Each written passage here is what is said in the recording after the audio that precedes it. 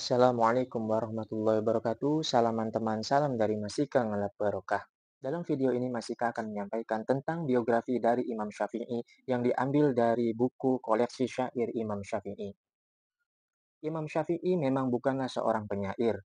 Dalam syairnya, beliau berkata, andai kata syair itu tidak membuat ulama menjadi rendah, niscaya hari ini pun aku lebih hebat dari Labid, yaitu seorang penyair yang ulung pada masa itu. Dalam dunia pelajar, ada syair Imam Syafi'i yang terkenal, yaitu tentang menulis, di mana dalam syairnya berbunyi, ilmu itu bagaikan binatang liar, sedangkan mencatat adalah pengikatnya. Maka ikatlah binatang buruanmu dengan kuat, yakni rajin-rajinlah menulis ilmu yang kita dapat. Inilah biografi dari Imam Syafi'i.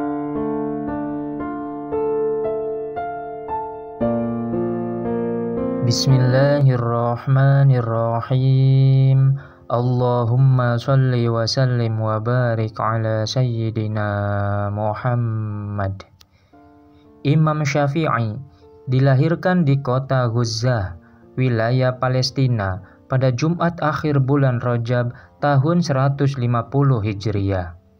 Nama lengkapnya adalah Abu Abdullah Muhammad bin Idris bin Wahab bin Utsman bin Syafi'i bin Sa'id Abu Yazid bin Hashim bin Abdul Muthalib bin Abdi Manaf. Silsilah keturunan beliau bertemu dengan Rasulullah Shallallahu Alaihi Wasallam pada Abdi Manaf. Tentang nasab beliau ini diterangkan dalam sebuah syair. Nasab beliau bagaikan deretan sinar matahari yang penuh cahaya. Ia merupakan sinar subuh yang membelah angkasa. Mata rantai nasabnya merupakan untaian seorang pimpinan dari pimpinan sebelumnya yang memperoleh kemuliaan, ketakwaan, dan kedermawanan.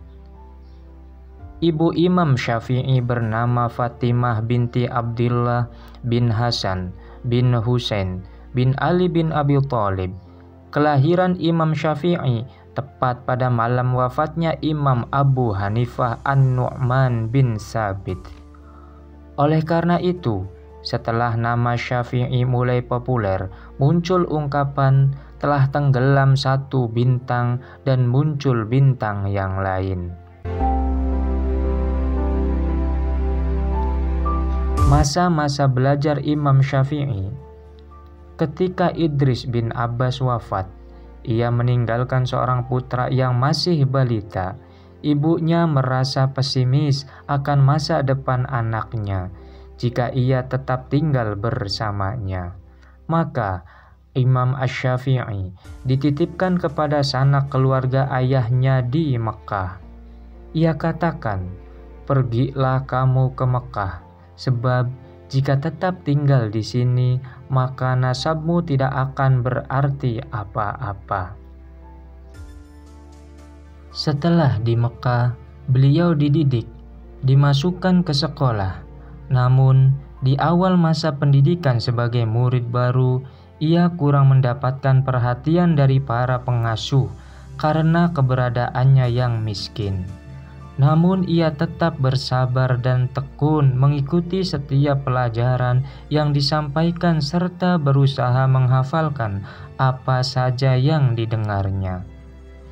Suatu saat, sang guru berhalangan tidak bisa mengajar, maka serta-merta Asy-Syafi'i berdiri di depan kelas memberikan penjelasan kepada teman-temannya mengenai pelajaran yang pernah diberikan oleh guru.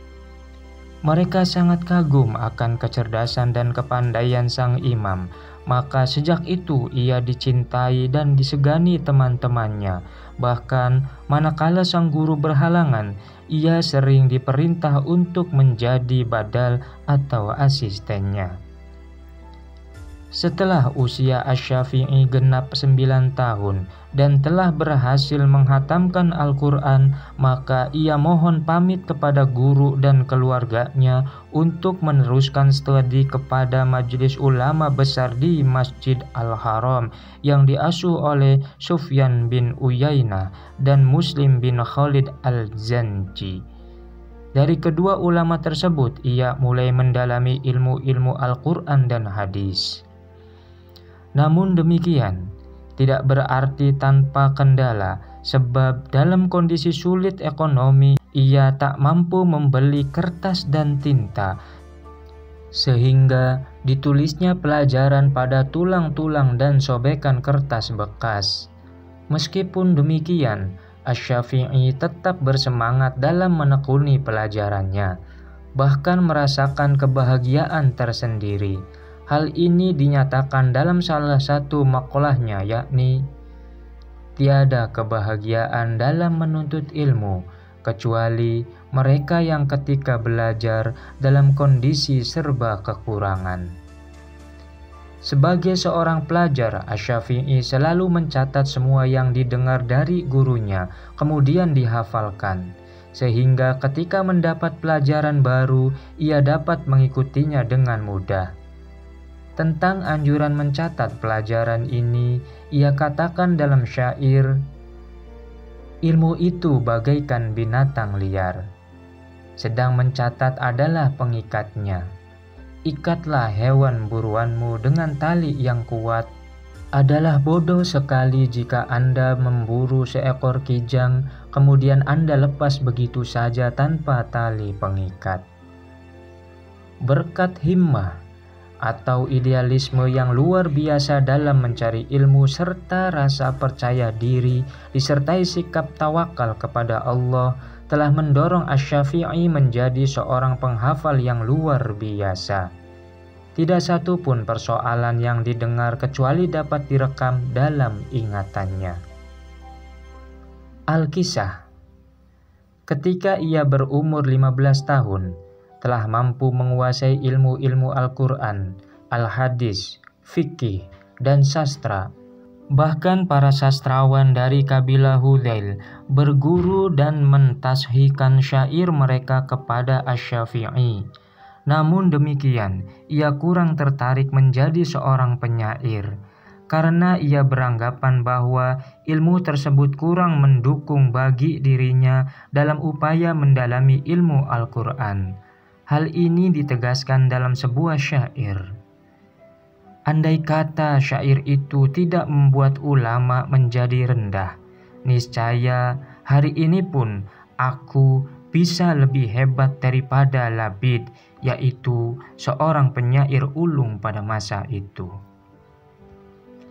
Awal karir Imam Syafi'i sebagai mufti.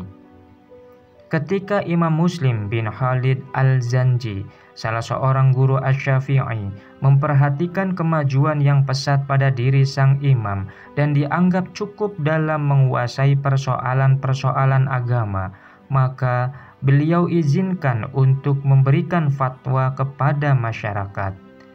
Ketika itu usia beliau masih 15 tahun. Di antara saran beliau ialah menganjurkan agar umat Islam bersungguh-sungguh dalam mempelajari ilmu Al-Quran dan sangat ditekankan agar benar-benar selektif, berhati-hati dalam mencari guru.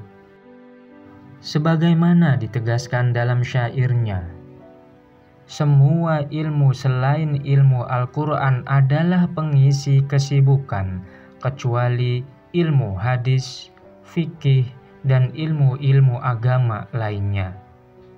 Ilmu adalah apa yang diterima melalui mata rantai dari seorang guru, dan di luar itu adalah merupakan bisikan setan. Ketika Asy-Syafi'i berusia 20 tahun, ia mulai mendalami kitab Al-Muwatta karangan Imam Malik bin Anas. Setelah dipelajari dan dihafalkan seluruh kitab tersebut, beliau bermaksud mentashihkan hafalannya kepada Imam Malik. Al-Kisah.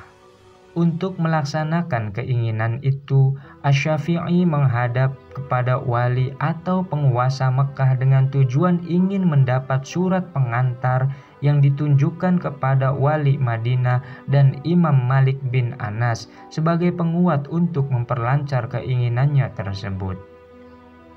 Setelah mendapatkan surat itu, berangkatlah Asy-Syafi'i menghadap wali Madinah dan mohon agar ia berkenan mengantarkan kepada Imam Malik bin Anas.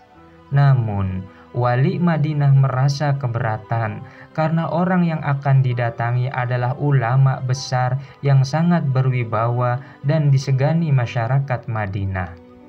Ia katakan, "Wahai anak muda, demi Allah, seandainya aku diminta untuk berjalan kaki dari Madinah ke Mekah, sungguh lebih ringan bagiku daripada harus menghadap kepada Tuan Imam Malik." Tetapi setelah didesak, akhirnya mau juga beliau mengantarkannya.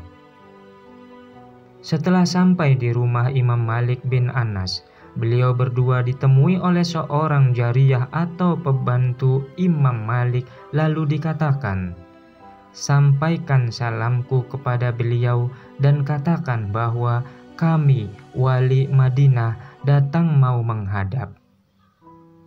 Setelah pesan itu disampaikan kepada Imam Malik, beliau menjawab, "Katakan kepada wali Madinah bahwa sekiranya ada keperluan cukup ditulis pada kertas." Wali Madinah menimpali, "Tolong katakan kepada Tuan Malik bahwa kami datang untuk menyampaikan surat penting dari wali Mekah khusus untuk Tuan Imam." Maka jariyah itu masuk kembali dengan membawa surat tersebut. Setelah dibaca oleh Imam Malik dan isinya ternyata menjelaskan tentang keinginan Asy-Syafi'i yang berkaitan dengan persoalan agama, bukan urusan keduniaan semata, sebagaimana dugaan semula. Maka keluarlah Imam Malik menemui tamunya, lalu berkata dengan nada sinis dan kecewa, "Subhanallah, apa jadinya kalau ilmu Rasulullah diambil dengan melalui perantara segala?" Setelah Asy-Syafi'i memahami ucapan itu, ia minta maaf lalu menyampaikan keinginannya untuk berguru kepada Imam Malik bin Anas. Akhirnya bersedia pula beliau menerima Asy-Syafi'i sebagai muridnya. Selanjutnya, Asy-Syafi'i mulai menerima pelajaran hadis. Sang guru membacakan kitab Al-Muwatta dan sementara Asy-Syafi'i mendengarkan dengan khusyuk. Setelah agak lama pelajaran berjalan, dengan sopan Asy-Syafi'i berkata, "Maaf Tuan Guru, agar Tuan tidak payah, barangkali saya akan meneruskan bacaan Tuan Guru, sebab insya Allah saya sudah menghafalkan semuanya." Cukup bangga Imam Malik mendengar ucapan muridnya itu, dan beliau simak dengan seksama setoran hafalan hadis dari Asy-Syafi'i. Sudah menjadi kebiasaan bahwa setiap musim haji, para jamaah haji setelah melaksanakan manasik mereka berziarah ke Madinah untuk melakukan sholat arba'in di Masjid Nabawi, sekaligus mengikuti pengajian kitab Al-Muwatta yang diasuh oleh Imam Malik bin Anas. Maka sejak kehadiran Asy-Syafi'i berguru di Masjid Nabawi itu, beliau sering disuruh menjadi badal atau asisten Imam Malik dalam mengajarkan Al-Muwatta kepada para jamaah. Melalui media ini, nama Asy-Syafi'i mulai dikenal oleh kalangan luas. Dan inilah yang menjadi pendorong Asy-Syafi'i untuk mengadakan perlawatan ke Mesir, Baghdad, Yaman, dan negara-negara lain di kemudian hari. Wallahu a'lam.